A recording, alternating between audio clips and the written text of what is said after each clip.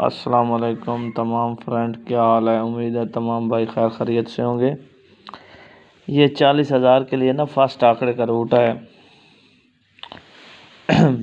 ये लगा था 012085। ये वाला मिडल आंकड़ा कर लेना है 12 ज़रब 99 45 15। 2 फिंगर छोड़कर हमारे पास आंकड़ा था 73 का, जो 37 फर्स्ट लगा। हमारे पास मिडल आंकड़ा बच गया 70। यहाँ पर आ जाएं 70 ज़रब 99 45 15। 2 आंकड़े छोड़कर था 61। हमारे पास आगे लग गया 61 92 84। ये मिडल आंकड़ा हमारे पास अब खड़ा है 19 का। 19 ज़रब 99 45 15। 2 फिंगर छोड़कर आंकड़ा है 99 का। रूट के हिसाब से 40,000 बाउंड के लिए